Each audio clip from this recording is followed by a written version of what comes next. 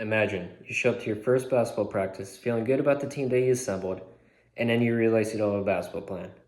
I've been in this situation before, and trust me, it's not fun. But then you go to realize if you're going to be a coach for basketball, you have to show up with a basketball plan. Just look at all the great coaches like Steve Kerr and Greg Popovich. They show up with sheets of paper in their hand and little notes with ideas on it for what they want to run during their practice. Hi, my name is Aidan Lerch, and today I'll be showing you how to put together the perfect basketball plan. The step-by-step plan is very important because if you want to become a basketball coach, you need to know what to do when planning your practice. And also, if you're just not interested in the sport of basketball, it might be beneficial for you to know what to put down just for a plan in general.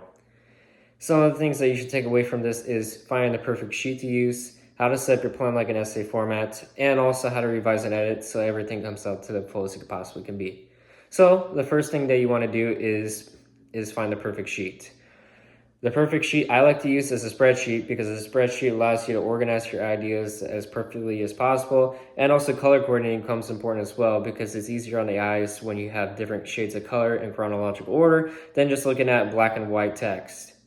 Then the next thing to your practice plan should be the introduction, is what I like to call it. This doesn't really require any writing down. You should just be gathering around your team and going over like a practice summary, and also just any concerns that you have with your team. This should be brief because you can lose focus of your team real quick within the beginning of the practice.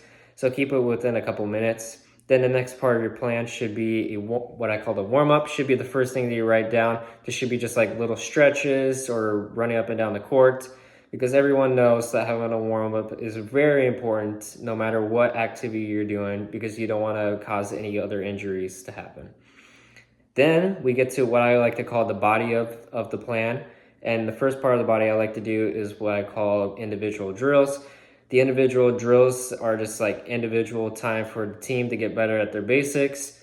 So what I like to do with them is like a zigzag drill, rebounding, shooting, all that sort of stuff that they like to do. That helps them get better individually. That doesn't really need like a team.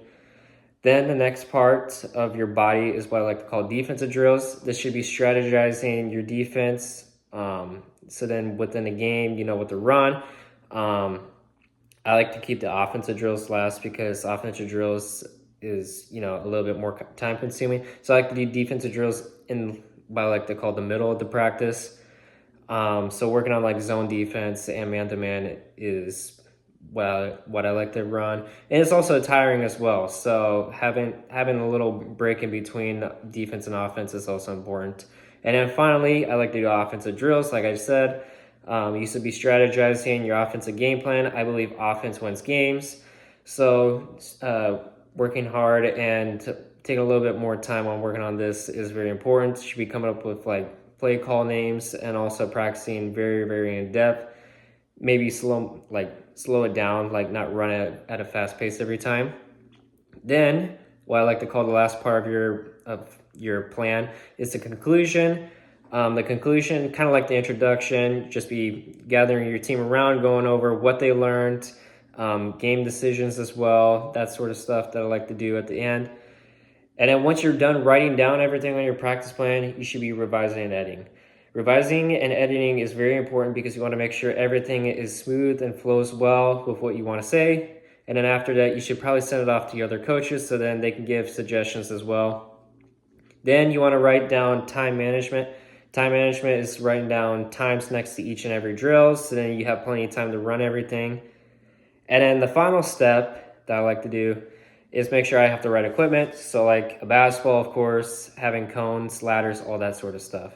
So hopefully you took away something from this. If you're a basketball athlete or not, hopefully this will help you put together a perfect plan in the future. So in conclusion, today you learned how to put together the perfect practice plan for the game of basketball. Some of the things that you should have taken away is how to find the perfect sheet, how to set up the plan like an essay format, and also how to revise and edit.